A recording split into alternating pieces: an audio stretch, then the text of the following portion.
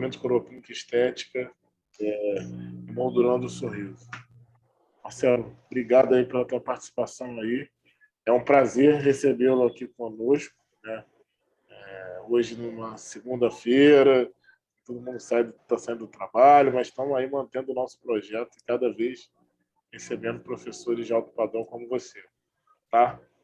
A gente vai fazer o seguinte, ele vai fazer a apresentação dele e depois, quem tiver alguma dúvida, alguma pergunta, pode ir colocando no chat do Zoom, que ao final a gente reúne todo mundo e a gente já vai passando as perguntas para ele poder tirando as dúvidas para a gente, tá bom? Marcelo, obrigado mais uma vez aí. Boa aula. Prazer em recebê-lo. Boa noite, professor Edson. Boa noite, Maurício. Gostaria de agradecer o convite. Sempre é bom, né, quando a gente tem essa oportunidade de mostrar um pouco do nosso trabalho e do que nosso grupo de estudo, grupo de cursos tem discutido e tem a oferecer. E não tem problema não, pode chamar sempre, não importa se é segunda, se é sábado, se é domingo, que a gente sempre está às ordens aqui para quando precisarem. Se tiver algum problema com som, algo do tipo, pode me avisar, pode interromper, tá? E se quiserem também fazer algum comentário durante a apresentação, fiquem à vontade também. Eu sei que está sendo gravada, né? Então vocês gostam que faça essa dinâmica de aula até o final, mas acho que é legal ter um bate-papo, não só um monólogo. Sempre é bom ter uma conversa durante a apresentação, mesmo para direcionar, né, o que a gente tem para falar, o que tem para ser mostrado.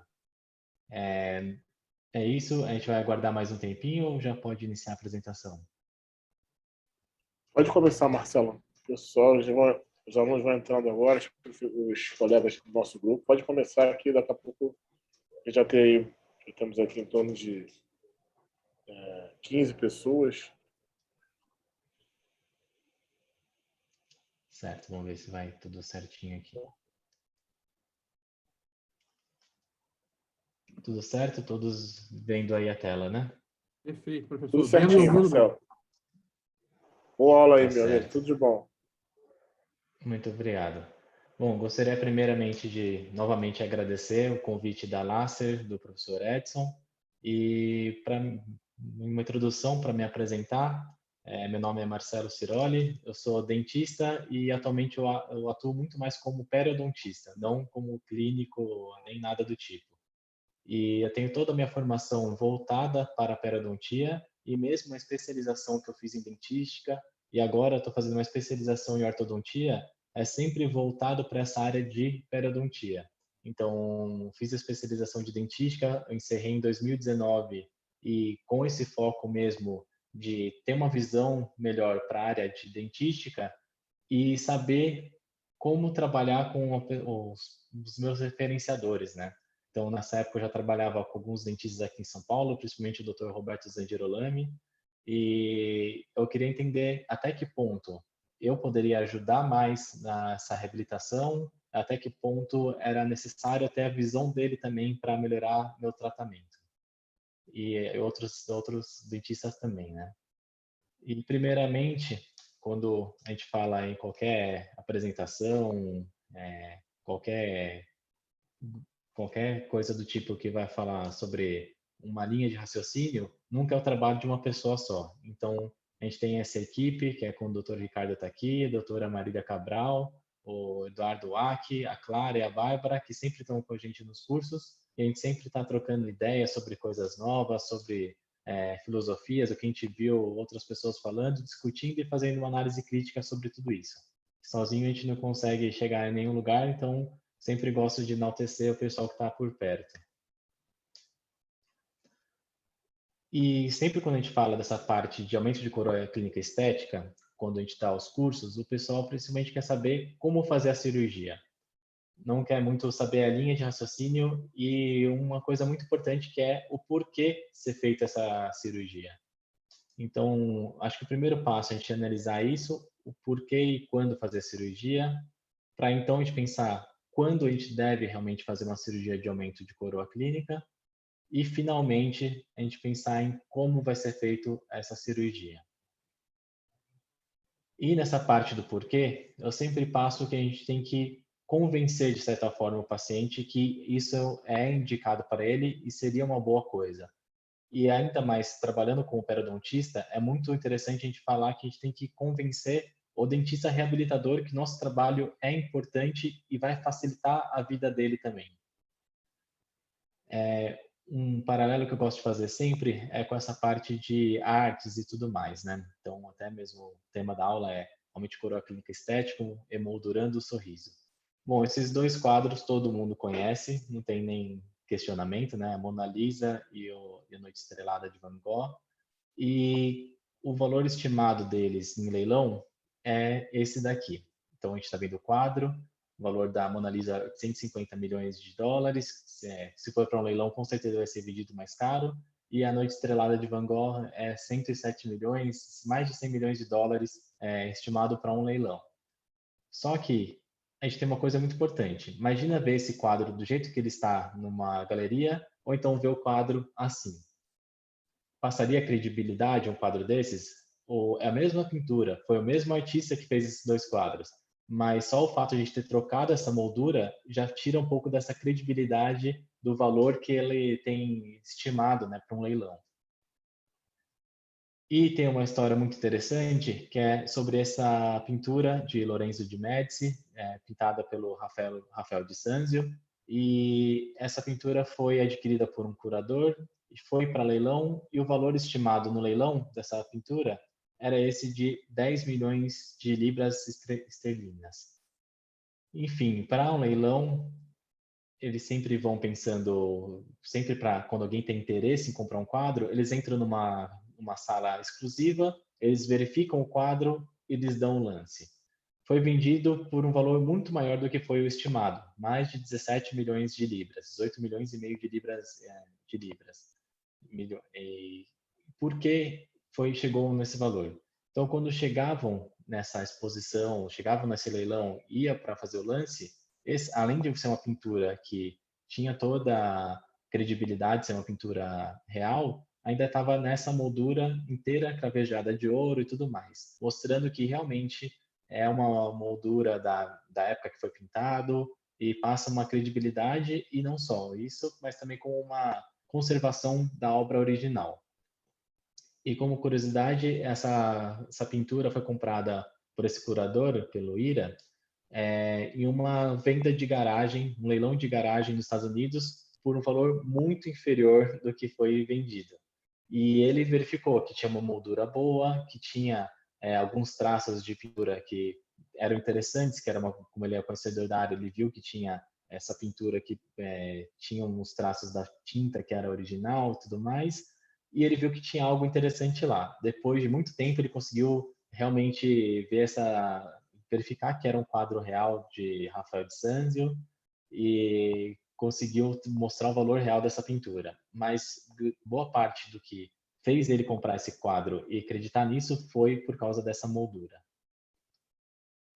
E quando a gente pensa nessa moldura para um nosso sorriso, a gengiva tem uma importância muito grande.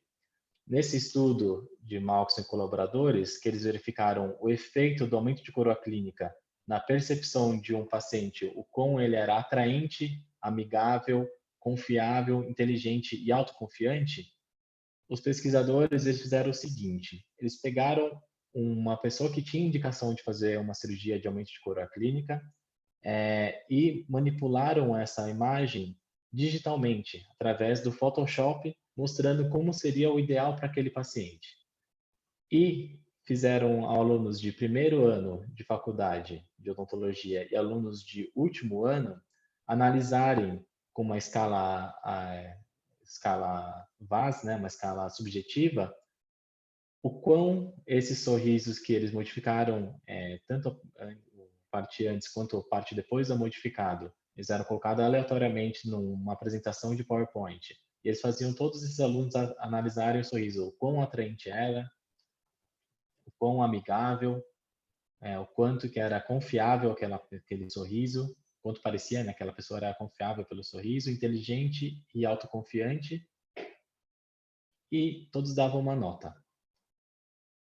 E o engraçado desse estudo, que é uma coisa totalmente subjetiva, né, de ser analisada, chegou a uma conclusão que os pacientes com sorriso gengival ou com alguma discrepância de gengiva no sorriso passavam essa sensação de serem menos atraentes, menos simpáticos, menos confiáveis, inteligentes e autoconfiantes. Então, isso mostra que essa cirurgia não só é algo técnico, algo necessário mesmo para ser realizado, mas como também tem uma importância social para os pacientes. Algum paciente ele pode estar tendo alguma dificuldade, seja de emprego, seja socialmente mesmo falando, e às vezes é um detalhe tão besta que a gente nem imagina que é fácil de ser resolvido.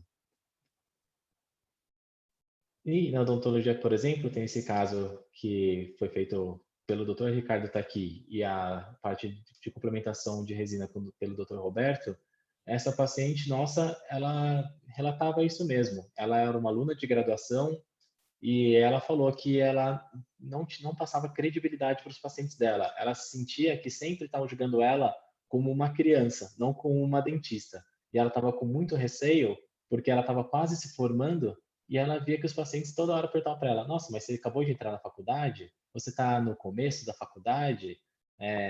E ela falou assim: E agora? Quando for me formar, quando for lá para a clínica, como que eu vou passar uma credibilidade para os pacientes? Como eles vão confiar em mim?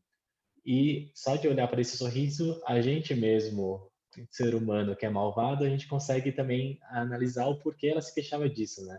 A gente sempre fala, o sorriso gengival tem a tendência a parecer mais infantil. E por parecer mais infantil, a gente nunca imagina que uma criança vai ser dentista, né? Então a gente consegue também ter essa percepção e a gente analisa subjetivamente esses sorrisos. Alguns casos, claro, eles são muito discrepantes, né? Mostra uma diferença enorme já do sorriso, e fica fácil verificar o que foi feito, o que foi realizado e mostrar uma melhora na estética e como isso pode ter um benefício para o paciente. Mas tem alguns outros casos que a gente tem que entender que o paciente também não quer fazer a cirurgia. Para a gente que é dentista, para a gente que é da área da saúde, ou trabalha nessa região, na área da saúde, é uma coisa muito simples falar, você precisa fazer uma cirurgia e pôr no nosso dia a dia, nossa rotina, uma cirurgia. Mas tem paciente que só de ouvir a palavra cirurgia já tem pânico. E a gente tem que entender também que isso pode ser uma limitação de algum caso e fica limitado essa moldura para o trabalho da estética. É um trabalho estético que o Dr. Roberto trabalhou com que tinha de possível para essa paciente, dentro das limitações do caso e dentro das limitações da possibilidade da paciente, e ele fez a melhor pintura possível dentro daquela tela que tinha para ele fazer.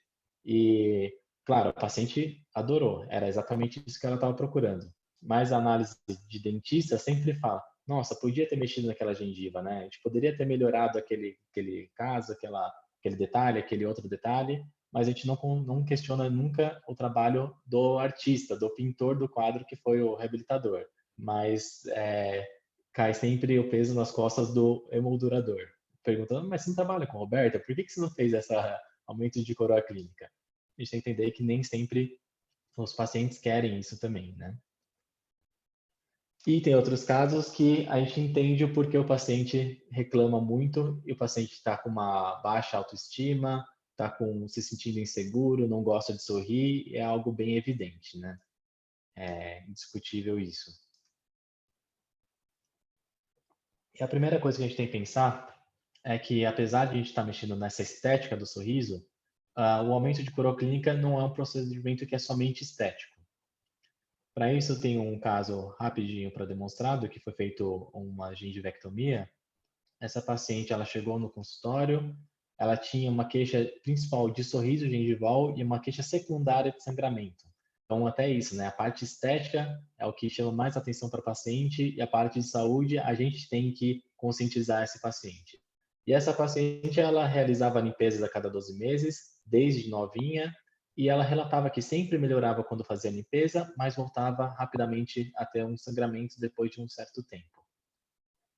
Bom, primeira coisa, orientação de higiene, feita uma limpeza, uma raspagem, os cuidados básicos com a paciente e ela retornou desse jeito.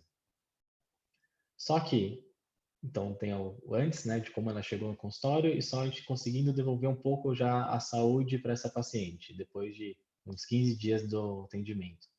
Só que a gente não podia esquecer, né? Essa paciente, ela falou que ela já tinha feito limpezas e melhorava depois de uma limpeza. E mesmo assim, voltava a ter essa recidiva de sangramento. E quando a gente analisa essa parte da estética que ela veio se queixando, a gente não resolveu o sorriso gengival dela. Mas, além disso, além de ter esse queixa de sorriso gengival e tudo mais, a gente tem que pensar que isso ia trazer também um benefício para a paciente quanto à saúde, porque esses dentes que têm esse aspecto, né, que tem essa condição de ter uma erupção passiva alterada, quando esse epitélio juncional ele fica sobre o esmalte, o epitélio juncional acaba tendo uma adesão muito fraca nessa superfície. E por ter essa pouca adesão na superfície do esmalte e ter uma erupção passiva alterada, onde a crista óssea, né, a parte óssea está muito próxima da junção esmalte-cemento, vai ter pouca adesão do tecido conjuntivo nessa região do cemento radicular também. Então, uma gengiva que é muito frágil e é muito suscetível a qualquer tipo de agressão, por mais que seja um fenótipo periodontal espesso. Além disso, tendo essa adesão fraca, acaba tendo um suco gengival profundo, que vai favorecer esse acúmulo de bactérias, e além disso, é muito mais difícil a gente conseguir encaixar uma escova num suco gengival profundo do que num suco gengival mais raso. Pensando em tudo isso, a paciente já estava bem feliz que não tinha sangramento, viu que a gengiva estava mais rosa também, só que eu falei para ela, tá bom, resolvi parte do seu problema, mas eu não quero ser o próximo dentista que você vai chegar em outro colega e falar, eu fiz limpeza, melhorou o sangramento, melhorou minha gengiva, mas voltou o sangramento depois. Então, eu propus para ela, mesmo tendo esses aspectos de saúde gengival, né, evidentes, eu propus para ela remover essas regiões da gengiva que estavam com essa fibrose já de constantes agressões, de gengivites constantes, de procedimentos constantes. E foi feito, no caso dessa paciente, uma gengivectomia. Como ela não queria fazer nada do tipo mais invasivo, não queria realizar, ficou com medo quando eu falei que ia mexer na parte óssea, eu falei, então vamos tirar pelo menos essa parte dessa gengiva que está mais estranha nessa região, para facilitar a sua higienização. Então aqui está o caso acompanhado depois de 30 dias e como que estava 30 dias após a raspagem e 3 meses após o primeiro retorno da paciente, primeiro contato com essa paciente, né? Muito mais fácil a gente conseguir higienizar essa região dessa gengiva não tão espessa, com suco gengival mais raso, do que essa gengiva mais fibrosa, cheio de tecido de cicatrização, tecido cicatrizado. E um segundo caso também, que foi feito junto com o Dr. Roberto, daquela paciente que eu mostrei antes, que tinha aquele grande crescimento gengival. Qual que é o histórico dessa paciente? Ela chegou no consultório, então, com essa queixa de aumento de volume entre dente 11 e 21. Ela já estava meio descrente, que ela não sabia o que fazer mais, porque ela já havia feito gengivoplastia antes, já havia feito algumas intervenções, e ela falou que ela já tinha feito 4 cirurgias, sendo que as últimas 3 vezes que ela fez foi com o bisturi elétrico. E cada vez que ela fazia, aumentava um pouquinho mais esse volume da gengiva. E a primeira intervenção dela tinha sido aos 16 anos. Ela falou que ela tinha um sorriso bem gengival, então um dentista foi lá, fez um recontorno com lâmina de bisturi e já tinha melhorado um pouco esse aspecto dela, só que ficou algum tecido estranho entre os dentes. E depois, com essas constantes intervenções, a paciente falou que foi aumentando esse volume gengival. A penúltima intervenção dela tinha sido antes do tratamento restaurador, ela fez uma restauração no dente 12 e no dente 13, e a última intervenção tinha sido após esse tratamento restaurador e após ter essa recidiva e esse aumento gengival novamente. Então, aqui tem a vista tanto lateral dessa paciente, quanto a vista frontal. Ela está com um sorriso bem amplo esse dia até, né? Mas foi difícil conseguir esse sorriso dela também, a gente convencer ela a sorrir desse jeito para conseguir ter um caso antes e passar confiança para ela também que dessa vez eu conseguiria melhorar o caso dela. Então, essa paciente, analisando radiograficamente, não tinha nada relevante, não vi nada de espícula óssea, nada de algo do tipo. O que eu verificava na região era mesmo esse tecido fibroso, tinha uma profundidade de sondagem grande nessa área e tinha um degrau na região cervical interproximal desse dente 12 e até no dente 13 também tinha uma irregularidade. E tinha um sangramento à sondagem em toda essa região. Então, o que foi proposto para essa paciente foi fazer um aumento de coroa clínica. Inicialmente, eu fiz só a técnica sem retalho e, por desencargo de consciência, eu levantei um retalho nessa região do dente 11, por causa desse crescimento gengival. Levantei o retalho, nada digno de nota, nada que chamasse atenção. Então, só executei mesmo o aumento de coroa clínica normal e suturei no final essa região interproximal, entre o central, os centrais, o central e lateral e o lateral e canino. Então, a gente tem aqui a vista pré-cirurgia e pós-imediato. E depois disso, o acompanhamento, 7 dias após a remoção desse tecido, tinha já um crescimento gengival. Falei assim, vamos esperar um pouquinho a mais, vamos verificar como vai remodelar esse tecido. Foi feita a osteotomia, né, devolvido o espaço biológico para essa paciente. E 30 dias após a cirurgia, já um tecido bem mais saudável, sem aquela recidiva do tecido. E depois disso, 120 dias após a cirurgia, foi feita a complementação de estética com o Dr. Roberto, devolvendo a harmonia de todo o sorriso e também não deixando nada de excesso para poder a paciente também ter um sucesso no tratamento, né? Ter uma durabilidade maior, uma longevidade desse tratamento. Então, a vista lateral também para ver a diferença, né, desse crescimento gengival. E uma foto em foco nessa área, que era a queixa principal da paciente, a diferença da gengiva fibrosa antes, né? Um pouco de sinal de inflamação, de vermelhidão, e depois disso, como se a gengiva está com aspecto bem saudável. O que acontece muito frequentemente é que tem um erro de conceito por parte dos dentistas, né? Às vezes, por esse medo, quando fala em mexer em parte óssea, os dentistas acabam executando algo pensado corretamente, só que com um conceito errado. A gente tem uma diferença entre o que é um aumento de coroa clínica e o que é um afastamento gengival cirúrgico, que é o que a maioria dos dentistas que não tem esse conhecimento da parte periodontal acabam realizando no consultório e param por aí durante a cirurgia. Então, essa paciente, por exemplo, ela tinha realizado os laminados cerâmicos 6 meses antes dessa consulta e ela falou que, apesar de tudo, tinha esse gosto e cheiro desagradável na região e tinha uns períodos que ela tinha sangramento, mas ela tinha uma boa higienização desse local e conseguia controlar bem depois disso. E quando fiz a sondagem e propus para ela o aumento de coroa clínica, eu verificava uns degraus nessas regiões. E olha como essas facetas, esses laminados estavam desadaptados dessa área. O que aconteceu provavelmente? Então, esse dentista, ele fez uma gengivoplastia no local, fez um afastamento gengival cirúrgico para fazer esse preparo das áreas, fazer essa moldagem dessa região, só que no dia da instalação teve uma recidiva, pelo simples fato de não ter feito o procedimento correto na área. E na hora da instalação dessas facetas não conseguiu ter uma adaptação correta dos laminados. E é isso, né? Então a gente tem que pensar, existe isso, existe o porquê de fazer só um afastamento gengival, de fazer mesmo cirúrgico. E a gente não pode esquecer que isso não é um aumento de coroa clínica se a gente não restabelecer o espaço biológico. Lembrando isso, né? Afastamento gengival a gente pode fazer desde fios retratores, hoje em dia tem essas pastas adstringentes, antigamente usava anel de cobre, casquetes, e tem a parte cirúrgica também.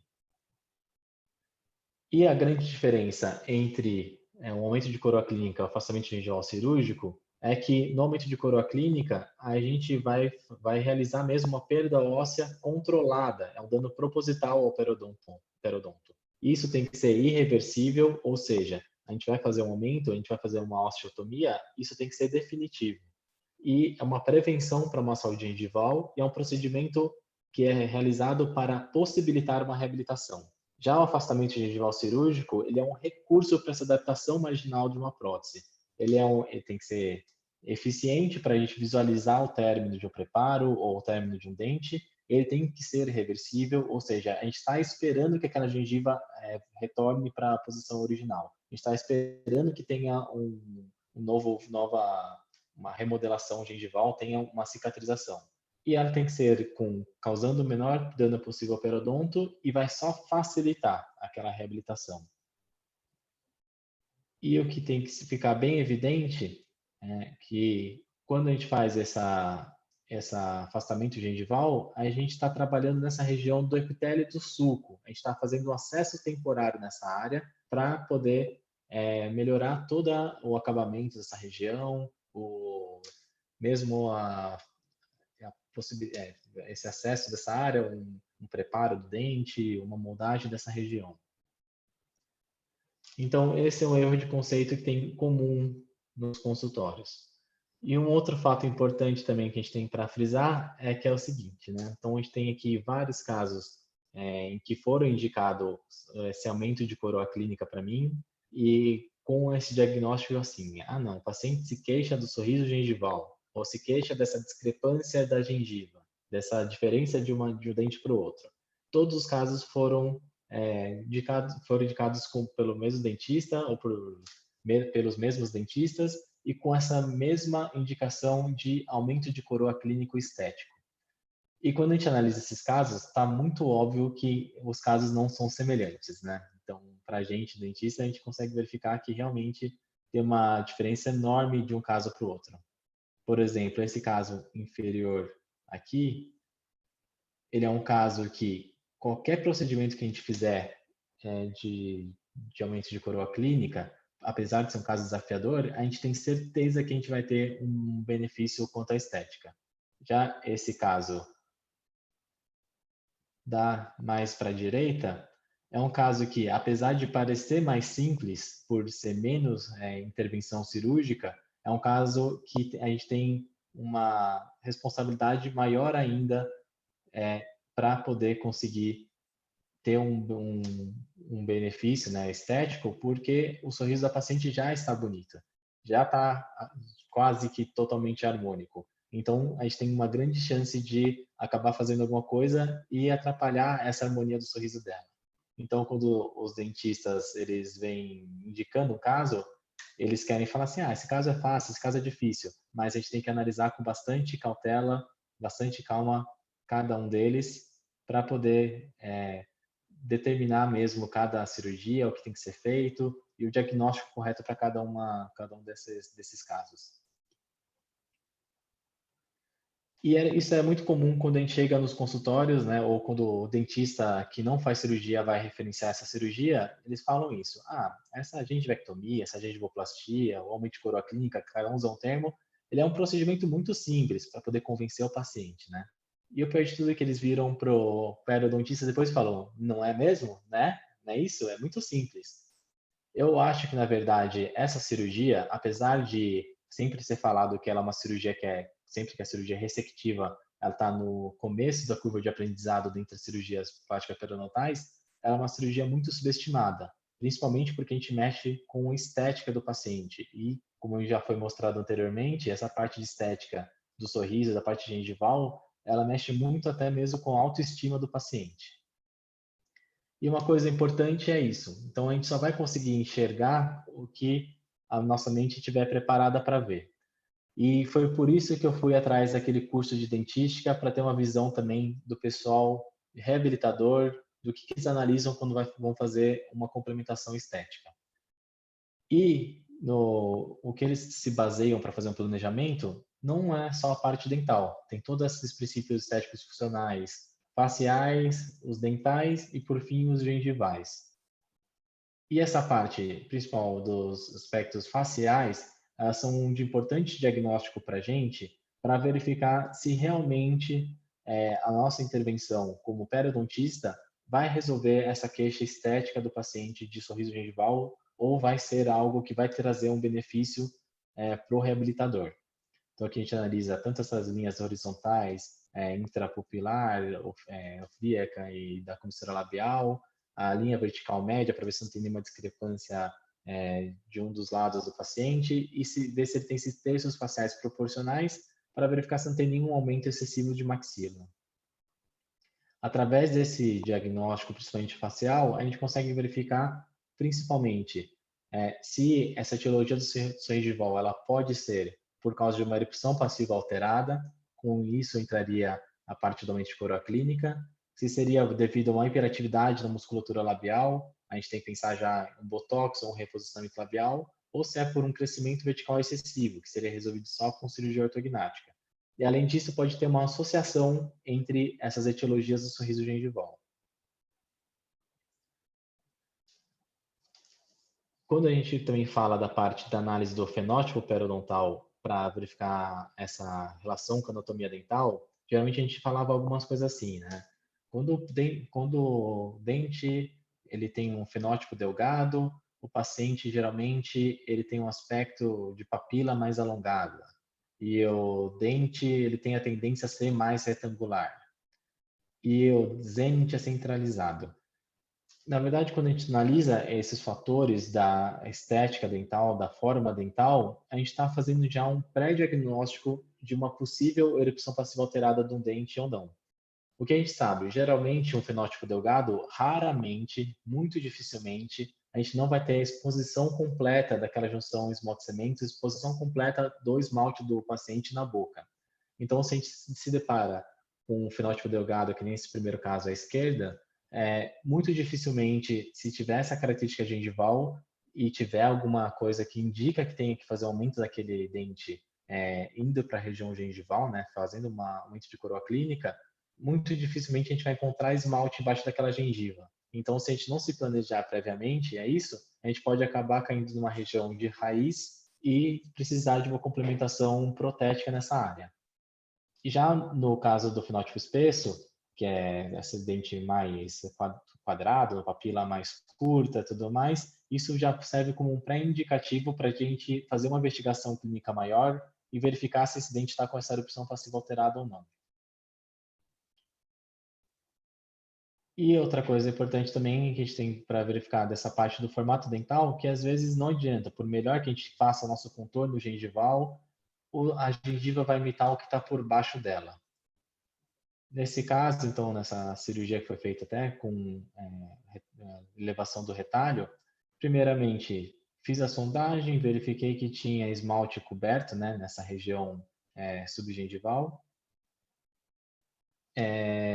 Não conseguia achar muito bem onde estava o seu esmalte-cemento, então eu levantei o retalho para verificar bem como que estava o aspecto nessa região. Foi feita a osteotomia nessa região, devolvendo espaço biológico de 3 milímetros. E o que a gente verificava é que no esmalte dessa paciente tinha essa irregularidade, tinha essa falta de continuidade. E por mais que a gente fizesse o contorno correto daquele zênite gengival, daquele arco gengival, a gengiva ela vai se acomodar melhor nessa região que tem essa depressão. Então, isso é importante para a gente passar para os pacientes também, se a gente conseguir diagnosticar previamente, ou até mesmo durante a cirurgia, que se a paciente tem uma queixa estética, uma exigência estética muito grande, o único jeito de melhorar essa forma gengival é colocando algo por baixo daquela gengiva ou empurrando aquela gengiva, dando o formato ideal. Estudo pensando em critério de diagnóstico e previsibilidade dos casos. E uma outra coisa importante que geralmente o periodontista tende a não olhar, e é muito importante a gente ver no diagnóstico para um planejamento correto de diâmetro de coroa clínica, seriam esses detalhes de anatomia do dente em si. A gente olha muito para a regularidade dos arcos gengivais e esquece um pouco o dente. E na parte de dentística, me passaram até, foi engraçado isso quando eu estava fazendo o curso de especialização em dentística, que o professor estava passando como fazer uma faceta correta, e ele falou assim, primeiro tem a anatomia primária do dente, que é a forma do dente, anatomia secundária, a gente pensa nessas arestas, e tem aí depois fazer a anatomia terciária, que são os mamelos, os sulcos e as periquimáceas. Aí eu falei, nossa, periquimácea, eu nem lembrava que existia isso num dente. Olha só como tem coisa que mesmo depois de muito tempo, a nossa memória apaga porque a gente não está acostumado a ver e a gente tem que abaixar às vezes a bola um pouquinho e falar assim, realmente eu não sei quase nada mesmo de odontologia. E quando a gente analisa essas arestas, as bordas do dente e a região de bossa do dente, onde tem essa elevação, né, essa região onde vai fazer essa transição de uma área mais expulsiva para uma área mais retentiva do dente, isso serve para a gente também ter um direcionamento para diagnosticar essa parte da erupção passiva alterada. Por exemplo, quando a gente vê nessa paciente aqui essas áreas de iluminação das arestas, a gente vê que essas arestas elas ficam muito próximo da margem gengival. E as áreas da bossa, da área de maior volume dos dentes, ela fica muito próxima dessa margem gengival também. O que indica isso? Então, provavelmente naquele dente vai ter uma região mais retentiva. A partir da bossa até a região da junção esmalte-cemento vai ter uma região mais retentiva. Isso a gente conseguiu analisar bem nesse caso aqui, tá bem elucidado, né? Aonde estava essa região das arestas, das bossas, antes e depois da gengivectomia.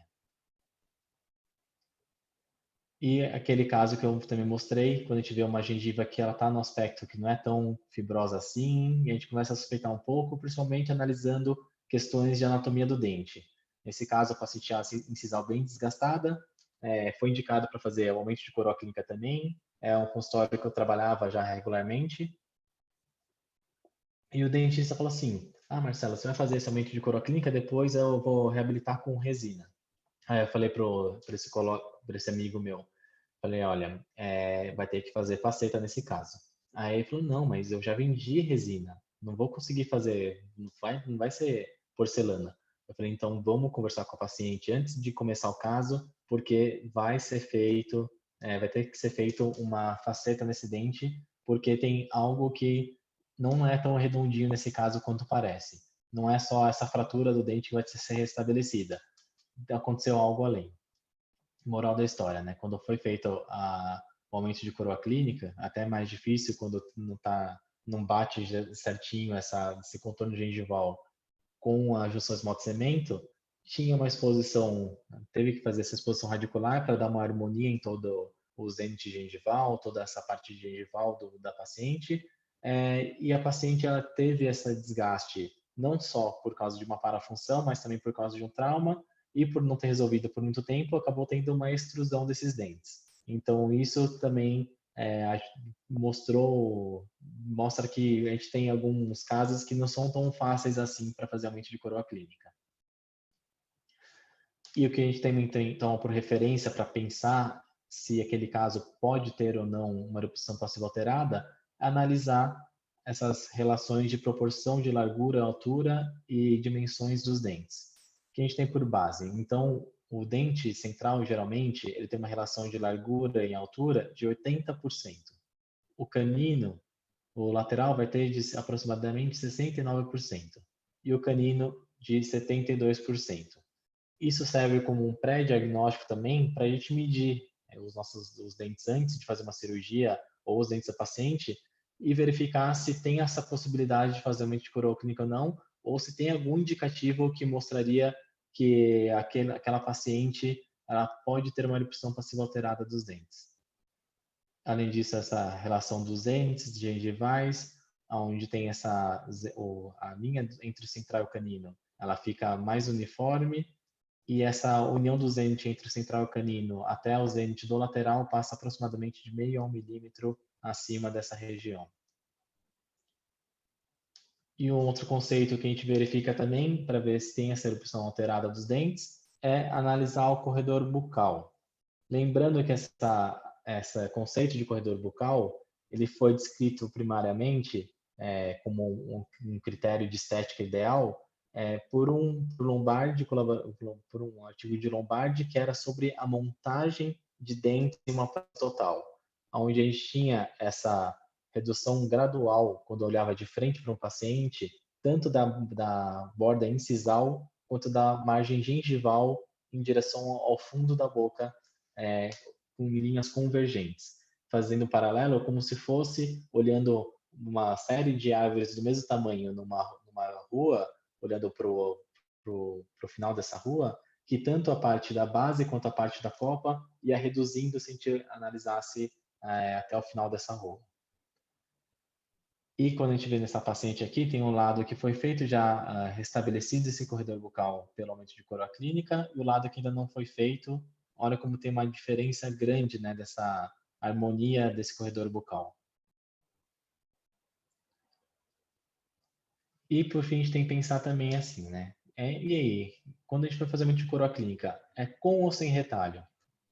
E os estudos, eles mostram assim, tendem a direcionar ao seguinte: se for um pequeno recontorno, a gente faz sem retalho. Se forem 2 ou mais milímetros de osteotomia que são necessários para fazer, no caso, é melhor fazer com retalho.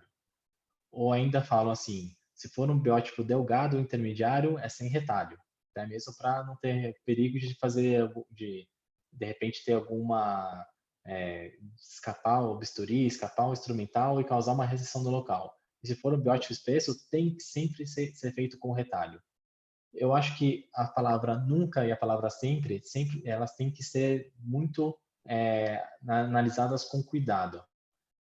Eu acredito que a análise se vai ser feito com retalho ou sem retalho, a gente tem que se embasar em duas coisas. Uma é a biologia e outra coisa é mesmo a preferência do profissional ou a mão do profissional.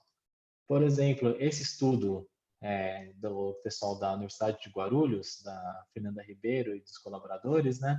Eles verificaram qual que seriam as diferenças dos fechos clínicos em pacientes que realizaram a cirurgia com retalho e sem retalho, e analisados por um acompanhamento de 12 meses. Então, verificar tanto os parâmetros clínicos, quanto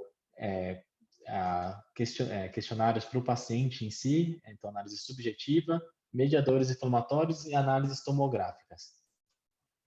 Eles queriam verificar o quê? Será que tinha alguma diferença em fazer essas cirurgias, né, quanto a esses desfechos clínicos, desfechos da pesquisa?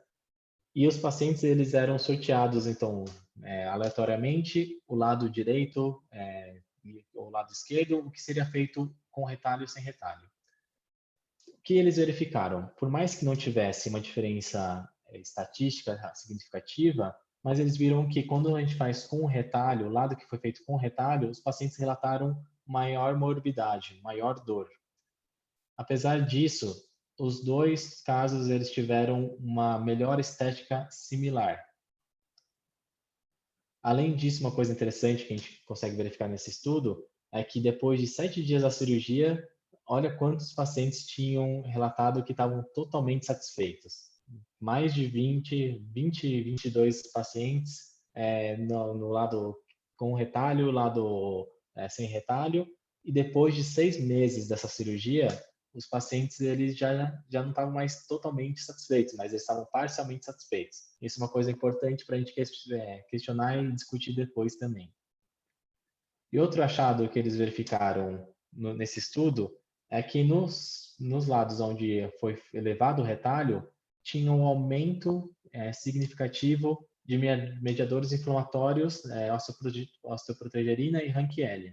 E essa osteoprotegerina, ela está muito relacionada à ativação de osteoclastos, ou seja, uma remodelação óssea. Então, a gente verifica quando a gente faz um aumento de coroa elevando o retalho, a gente vai ter por maior tempo, nesse estudo aqui, verificando até 3 meses depois, uma ativação maior dessas moléculas, dessa remodelação óssea.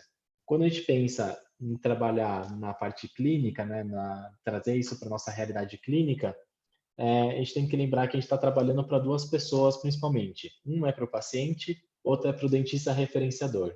E se depois de 3 meses tem uma menor remodelação óssea acontecendo no sem retalho, na técnica flapless, então isso pode ser um indicativo que aquela cirurgia está mais estável depois de 3 meses, quando a gente não eleva o retalho, do que quando a gente levou o retalho.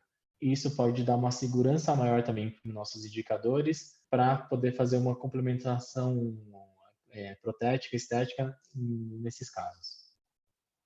Isso tudo, é claro, né, é um achado de um estudo, então a gente sempre tem que questionar bastante. E outra conclusão que eles verificaram nesse estudo é que tanto a técnica com retalho quanto a técnica flapless, elas tiveram um resultado igual após 12 meses. Ou seja, o desfecho foi similar para os dois casos. Isso indica que as duas técnicas elas estão corretas para serem feitas. Mas eles verificaram nesse estudo que a técnica sem retalho ela teve o menor tempo clínico do que a com retalho. E isso é uma coisa a ser então questionada. E o que a gente fala sempre nos nossos cursos é que, apesar de ter indicação para as duas técnicas, a gente tem que entender que isso é uma questão de preferência e experiência do profissional. Não só do que o profissional ele prefere se fazer, do que quanto o que é exigido para ele na parte clínica. Certo? Então, a gente tem esse caso aqui com um retalho, devolvendo a parte do espaço biológico. E um outro questionamento que eu tenho a ser feito, a fazer também é o seguinte: eu ouço muita gente falando que sempre tem que fazer retalho quando a gente vai tirar esses 2 a 3 milímetros e a gente sempre tem que mexer nessa parte óssea, sempre tem que fazer redução do osso vestibular, sempre tem que dar essa remodelação óssea. E só para a gente raciocinar um pouco essa linha de raciocínio, nessa linha também, a gente tem que imaginar que quando a gente está fazendo esse aumento de coroa clínica, principalmente nesse caso que está sendo demonstrado, a gente não está mexendo nas estruturas só fazendo esse recontorno gengival, como está nessa linha pontilhada. A gente acaba mexendo também, né, em toda essa região onde vai ser feita a osteotomia. Então, a gente acaba reduzindo o volume do tecido nessa região também, 3 milímetros além da margem gengival. Nesse caso dessa paciente, então, que foi feito todo esse recontorno e a osteotomia, a gente tem que imaginar que foi mexido em estrutura até muito próximo dessa margem, da margem do lábio dela. Então, é uma coisa que eu questiono um pouco. Será mesmo que a gente precisa sempre tem que fazer essa redução de volume da tábua óssea vestibular? Será que para esse caso, por exemplo, não é o suficiente já mexer até aquela região da linha pontilhada? Será que já não está indicando que vai ter um bom recontorno, vai ter um bom sucesso para essa estética no paciente? Será que vale a pena a gente mudar o fenótipo periodontal dessa paciente, que é um fenótipo que está dando uma estabilidade dessa margem gengival, para um fenótipo que talvez vá ser mais suscetível a ter, de repente, uma retração gengival? Aqui tem um passo a passo de uma cirurgia sem retalho, onde muitos falariam, não, esse caso teria que ser com retalho, você vai mexer muito nessa margem gengival. Então foi feito toda essa parte, né, de análise da largura em relação à altura, feito uma sondagem para achar a junção esmalte-cemento. A partir disso, a gente determina onde está a junção esmalte-cemento daquela paciente, faz a marcação desses pontos sangrantes para nortear em nossa gengivoplastia, nossa incisão. Então, foi aquele caso que eu mostrei, onde foi analisado também aquelas arestas, né? A região de mais expulsividade do dente. Então, feita aqui a primeira gengivoplastia, comparando um lado com o outro. E após isso, foi medido, então, a região do sulco gengival para verificar se tinha a dimensão correta do espaço biológico. Quando a gente verifica aqui, vê que essa sonda está aproximadamente em 2 milímetros. Ou seja, se a gente parasse por aqui a cirurgia, a gente teria uma recidiva. O que a gente estaria fazendo nessa paciente seria aquele afastamento gengival cirúrgico e não um aumento de coroa clínica. Então foi feito o aumento de coroa clínica com mini cinzel, nada de broca, nada de ponta diamantada ou algo do tipo. Restabelecido o espaço biológico. E o caso pré-cirúrgico, o pós da gengivoplastia e o pós da gengivoplastia comparado com o pós-osteotomia. Dá para ver bem que o tecido gengival fica judiadinho mesmo com essa microintervenção, com mínima intervenção cirúrgica. E nessa parte agora eu queria falar um pouquinho de umas dicas que não são coisas que ensinam em livro e que são legais para a gente analisar também, fazer uma análise crítica para pensar quando a gente vai fazer essa cirurgia. Então, a primeira parte seria questionar quanto à magnificação.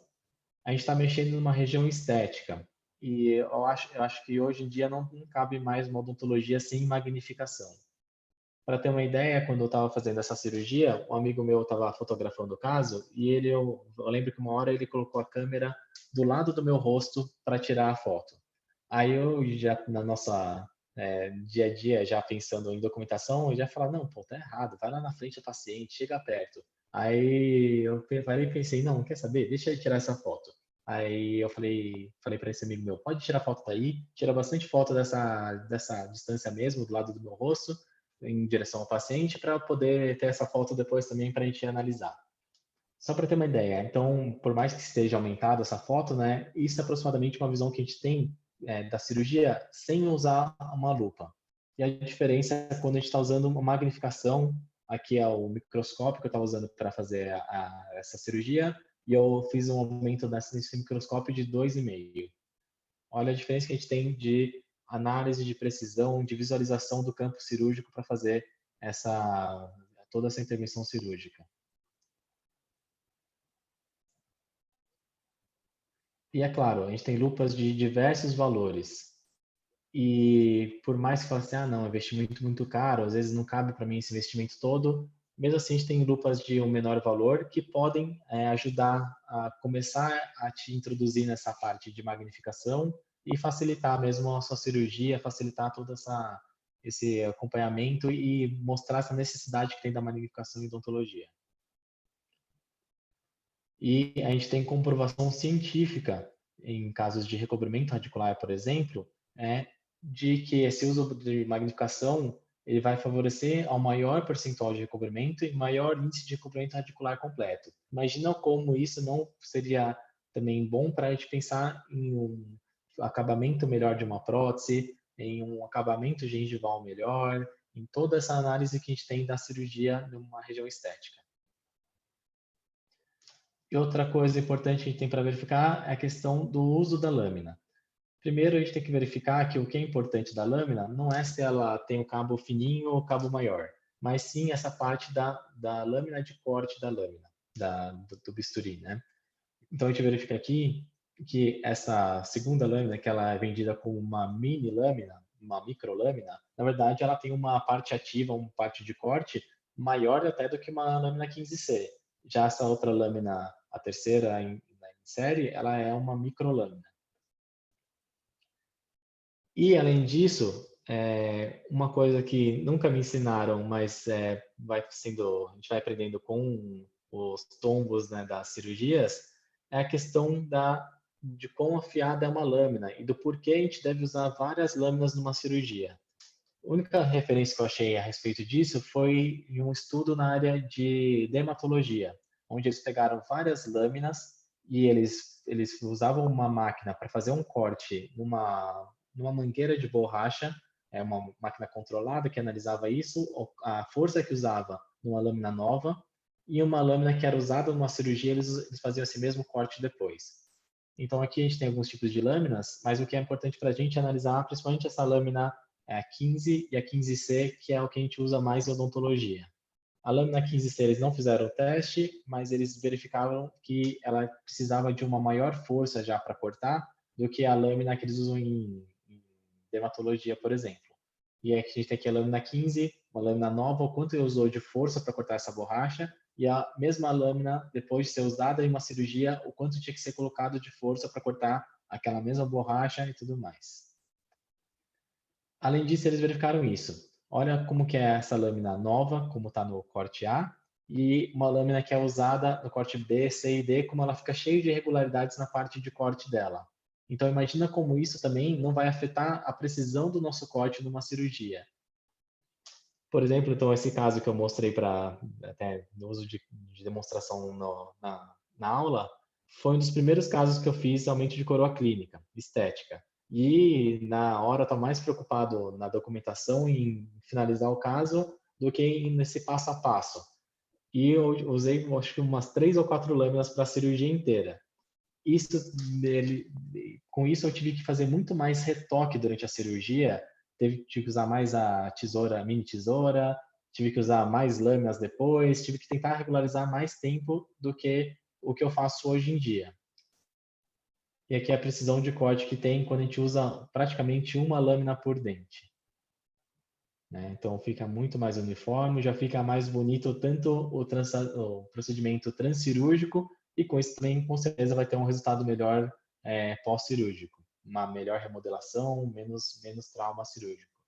Então uma coisa que a gente fala no nosso curso sempre é isso, né? Quando o aluno vai fazer o aumento de coroa clínica a primeira vez, ele vai lá, ele abre 2 lâminas em cima da mesa para fazer de pré-molar a pré-molar. Aí a gente já chega para o aluno e fala assim: aonde estão as outras lâminas que a gente vai abrir durante a cirurgia? Ele fala, imagina, professor, não, dá para fazer isso tudo com 2 lâminas só. Deixa aí de lado que a gente vai ter que abrir com certeza mais lâmina, pode ficar tranquilo. Então, essa aqui é uma mesa cirúrgica minha, aí estava aberto já 8 lâminas na mesa e com certeza eu pedi para abrir mais depois. E a diferença dessa... Desculpa pelo áudio aí, mas aqui já tem já a precisão do corte quando a gente usa uma lâmina nova para fazer a cirurgia. Outra coisa importante também é que a gente não pode se boicotar numa cirurgia. Então é importante a gente usar instrumentais que são corretos, desde a lâmina correta, quanto a um instrumental adequado para a gente visualizar bem durante a cirurgia. Por exemplo, a sonda periodontal, ela tem que estar com a marcação muito clara e muito fácil de visualizar. Que uma coisa é a gente visualizar essas marcações da sonda durante um campo seco, né?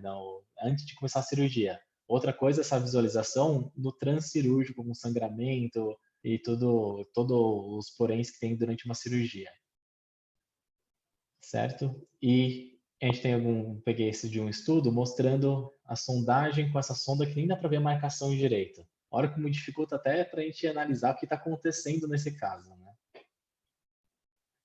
Bom, para finalizar, algumas coisinhas para a gente raciocinar e pensar um pouquinho. Primeira coisa, não subestimar nenhum caso, nenhuma cirurgia, nada disso.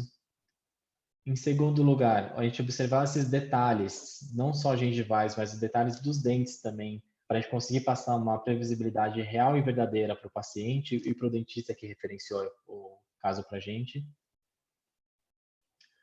E o paciente ele tende a esquecer como era antes da cirurgia, como foi mostrado naquele estudo, que os pacientes eles estavam totalmente satisfeitos após 7 dias e depois de 6 meses estavam parcialmente satisfeitos. Por quê? Principalmente essa cirurgia de aumento de coroa clínica, quando a gente está expondo só a junção esmalte-cimento do paciente, é uma cirurgia que depois de um certo tempo o paciente ele não entende muito bem o que aconteceu. Então ele acha que ele já era assim antes. E é muito importante a gente documentar bem os casos para a gente mostrar para ele o que teve de diferença, mostrar o planejamento, os modelos, para o paciente entender o que foi realmente feito e como ele era antes da cirurgia. E sempre a gente reservar um tempo para fazer uma cirurgia, não fazer nada na correria. Tira foto, documenta, analisa com calma, marca uma consulta prévia para fazer um bom exame clínico do paciente para verificar essa parte com riqueza de detalhes. E lembrar que esse padrão estético que a gente toma por referência para fazer esse planejamento nem sempre é o mais natural para uma pessoa. Então, a gente sempre pensar em individualizar cada caso. E o que eu brinco bastante com o pessoal que me referencia é isso, né? A diferença entre o trabalho deles e o meu trabalho é que o meu trabalho tem que ficar bom. Porque, além de tudo, o paciente está cobrando de mim, mas eu também tenho que fazer uma coisa que o dentista vai gostar também. Então, o grau de exigência às vezes acaba sendo até maior do que o que o dentista está fazendo, que tem a análise só do paciente. Bom, é isso que eu tinha para falar um pouquinho hoje. Agradeço de novo o convite e estou aberto aqui a perguntas ou a questionamentos ou a uma discussão mesmo que a gente tenha para realizar agora, pós a apresentação. Certo? Deixa eu interromper aqui o compartilhamento.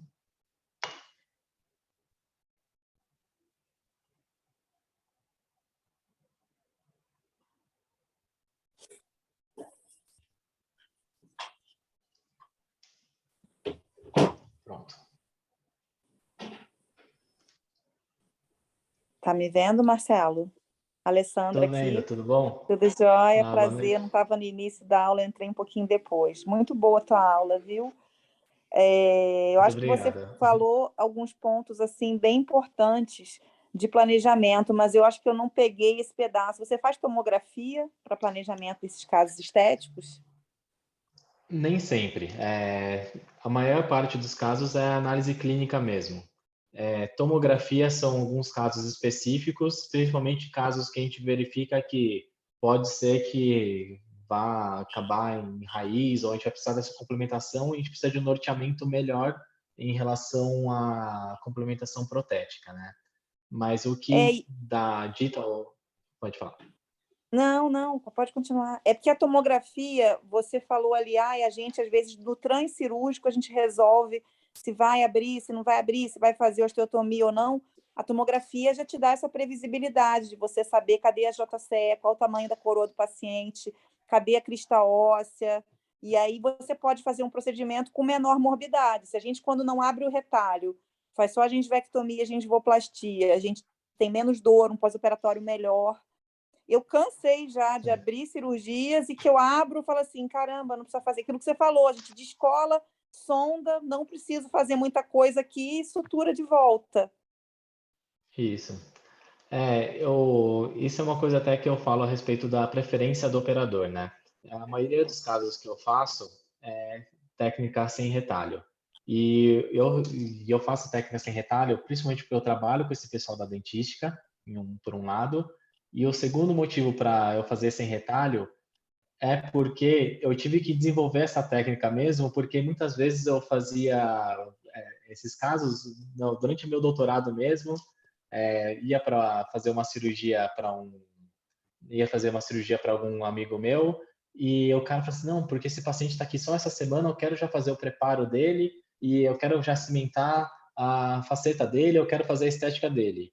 Aí eu falo, cara, isso daí é meio arriscado, mas tem um jeito de a gente pensar, pensando baseado em ciência, que talvez a gente consiga ter uma maior estabilidade dessa margem gengival, que seria a técnica sem retalho. E com isso, eu acho que dá para a gente pensar um pouco em como desenvolver melhor a nossa mão, desenvolver algum protocolo para poder minimizar essas falhas depois, né? Então, com isso também, toda a cirurgia que eu começo como se fosse fazer sem retalho ela, e no transcirúrgico eu faço essa sondagem para decidir ou não se vai levantar esse retalho. Raramente eu já planejo um caso indo para a parte do retalho logo de cara, né? Sempre o que vai me ditar mesmo essa parte é a questão do transcirúrgico, né? Mas eu entendo, assim, com certeza a tomografia ela ajuda bastante, principalmente no nossa curva de aprendizado no começo dessa cirurgia, no começo da curva de aprendizado, né, nas cirurgias que a gente vai fazendo. Mas a gente tem que entender também que em nem todo lugar a tomografia é algo que cabe para o paciente ou para o dentista. Às vezes vai agregar um valor a mais para esse paciente, ou às vezes mesmo quando eu faço a cirurgia para o consultório, quem está me pagando é o dentista, não é o paciente, porque isso vai facilitar o trabalho dele. Então é uma coisa que tem que ser muito bem conversada antes com o paciente, né? Mas sim, com certeza, se pudesse fazer tomografia em todos os pacientes seria o mundo ideal. Mas isso também não estaria errado a gente não usar uma tomografia para uma cirurgia dessas. Afinal, já foi realizado essa cirurgia, já é realizado esse tipo de cirurgia há muito tempo e a gente nem tinha esse hábito de usar as tomografias, né? Sim, sim, eu concordo. O Roberto está perguntando aqui sobre medicação, se você usa antibiótico ou medicação pós-operatória, anti-inflamatório, corticoide, se você tem algum protocolo de medicação. Quando a gente faz a técnica sem retalho, é uma técnica que ela é minimamente invasiva. Então, o ideal também é que a gente vá para uma cirurgia dessa com um paciente já com saúde gengival. Então, é uma cirurgia que ela tem uma chance de ter algum tipo de infecção, claro, sempre, né, que está no meio oral, mas é uma cirurgia minimamente invasiva em que os tecidos eles estão colocados naquela área, eles ficam estáveis naquela área. Então, em casos sem retalho, não uso antibiótico. Mas quando a gente eleva um retalho, às vezes mesmo para conforto do paciente, pensando nisso no ambiente de consultório em si, né, do paciente de consultório, a gente costuma usar quando a gente vai fazer uma osteoplastia grande ou reduzir esse volume vestibular ou reduzir calos ósseos. Mas não é algo de rotina usar um antibiótico. Geralmente, em casos de paciente sem retalho, técnica flapless, é só mesmo o analgésico em caso de dor pós-operatória, e é uma cirurgia que causa muito pouca morbidade nos pacientes. Geralmente, os pacientes eles relatam no pós-cirúrgico, assim que passa a anestesia, um desconforto na área, e essa questão da dor, eles relatam que é semelhante a quando apertavam o aparelho, quando eles usavam o aparelho. Então, é mais uma sensação no local, não muito uma dor, né? Então, Marcelo, a não professora costumo usar Elisângela nada. perguntou aqui sobre quantos milímetros você considera da margem gengival, até a crista óssea, meu celular caiu, para você não abrir o retalho, não mexer na crista óssea. Então, como eu falei, os estudos eles falam que geralmente tem que abrir retalho, ou até mesmo os guias, né, os livros de cirurgia, eles falam que tem que abrir retalho a partir de 2 milímetros ou 3 milímetros de osteotomia ou de gengivoplastia. Isso é uma coisa que é questionável. Acho que é sempre questão de preferência e experiência do operador. Não tem regra. É mais mesmo isso, analisar caso a caso. Eu não tenho uma consideração clara sobre isso. Todo caso tem que fazer a osteotomia ou vou levantar retalho. Não. É analisar caso a caso, o fenótipo periodontal, o sorriso dessa paciente, outros fatores. Nada que vai ter um norte por um parâmetro específico. Tem uma pergunta aqui do Cláudio, que vai de encontro a isso aí que você está falando, e eu já ouvi algumas afirmações categóricas em aulas de congresso, que a gente tem que fazer desse jeito, e tem que fazer um retalho, a incisão desse jeito, assim, assado. O Cláudio colocou aqui, professor, sem retalho, a incisão é bisel externo? Eu também já ouvi bastante disso, viu, Alessandra? Tem gente que fala que, pensando, né, quando a gente faz um recobrimento radicular, a parte mais importante é essa espessura do retalho, né? Então, quando a gente faz um bisel interno, a gente poderia estar causando alguma instabilidade desse retalho e tudo mais. Eu acho que beira um preciosismo isso, né? E eu acho que também tem um risco grande que a gente tem que pensar que o tecido tem potencial regenerativo. E se ele tem um potencial regenerativo, você deixou uma margem muito espessa, um término muito espesso daquela margem gengival, ou até mesmo teve medo de fazer aquela osteotomia, a gente vai ter uma recidiva. Então, vale a pena a gente ter uma recidiva e ter que nem aquela paciente que fez 4 vezes a cirurgia, do que a gente ter um caso só, que a gente vai já arriscar fazer um all-in e conseguir resolver em um caso aquela paciente. Quando a gente vai ter que fazer uma osteotomia, a gente costuma fazer o bisel interno até mesmo para fazer uma transição da região do epitélio oral para o epitélio do sulco mais suave. Mas eu não sei se tem algum estudo de aumento de coroa clínica em si, de gengivectomia ou aumento de coroa clínica estético, que mostra essa grande diferença entre o bisel externo e o bisel interno. Não existe, não tem esse estudo. Acaba sendo realmente da preferência, né? Porque a técnica de gengivectomia preconizada lá atrás era com bisel externo, com o objetivo de eliminar a bolsa, né? E a gente acabou expandindo isso para cirurgia estética. Então, dependendo do seu manejo, bisel externo ou interno vão dar certo e vão funcionar, se você fizer a técnica da maneira correta. Tem uma pergunta da Luciana. E tem outra coisa aqui. Tá, pode responder. Pode falar a pergunta. Não, é sobre o fio de sutura que você usa. Como eu faço a maioria dos casos sem retalho, então não uso fio de sutura nenhum.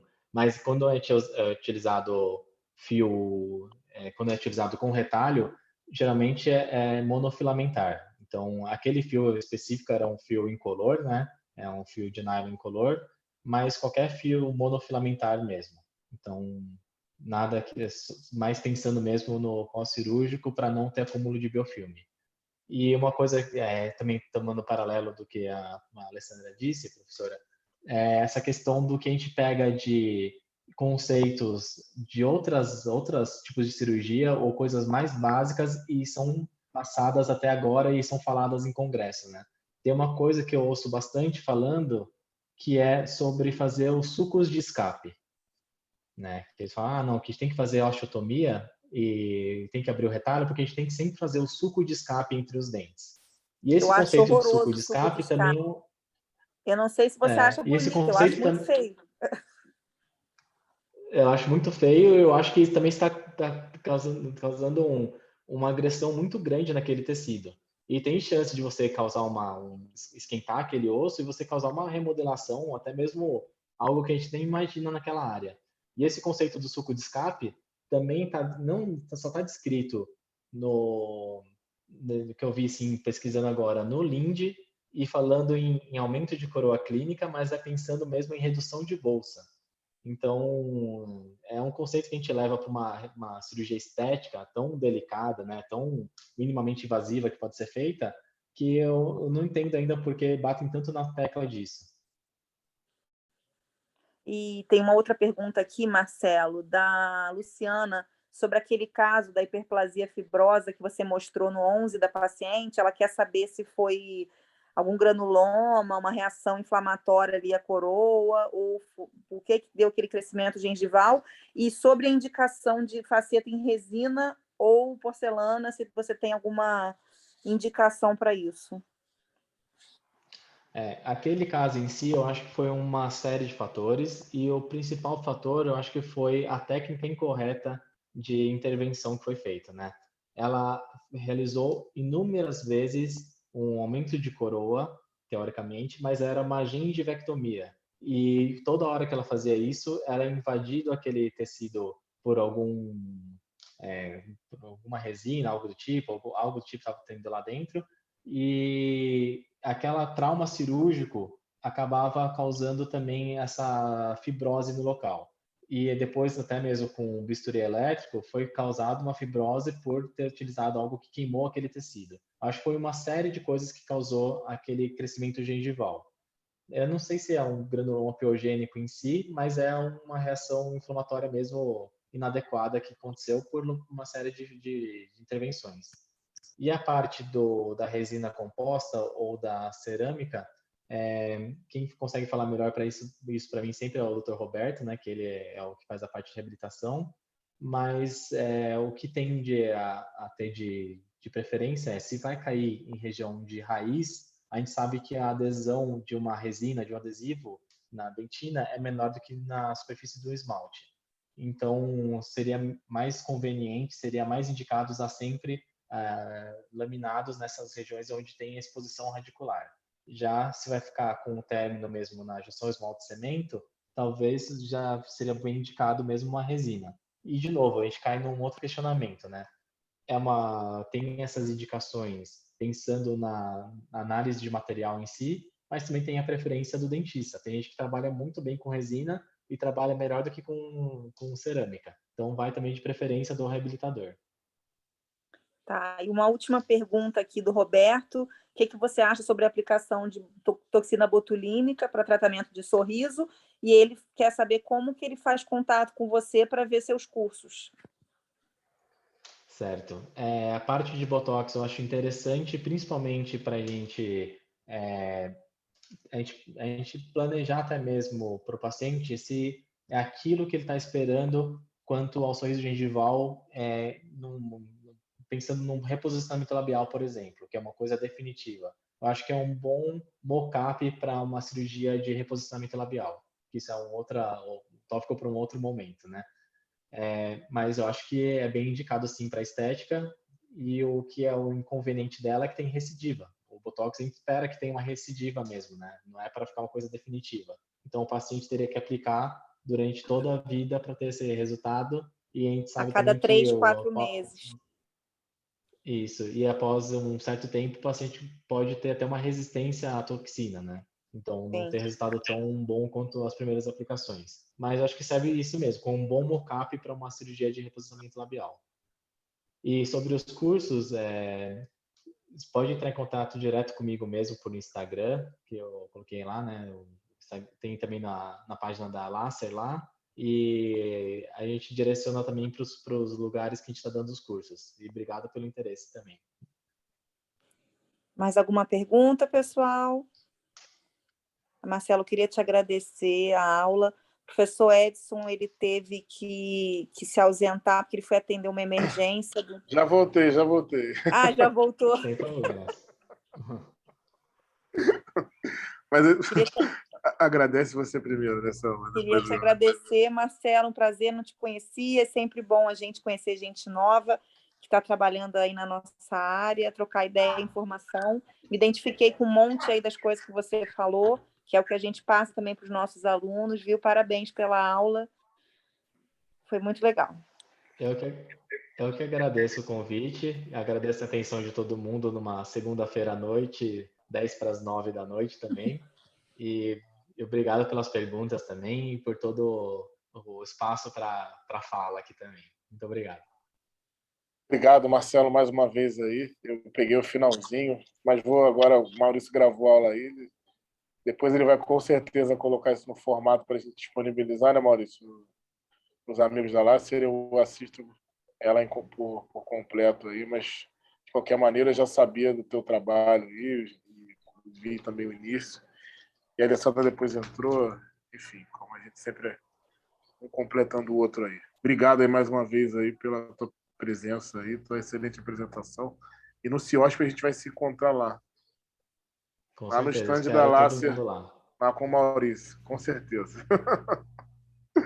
Tá bom, Maurício? Palavra Muito final obrigado. tua aí, meu amigo. Obrigado, professor. Primeiro, um prazer revê-lo e, mais uma vez, parabéns pela aula. Um grande abraço, saúde. Tchau, gente. Eu que Boa agradeço, noite. Maurício. Boa noite a todo mundo e boa semana.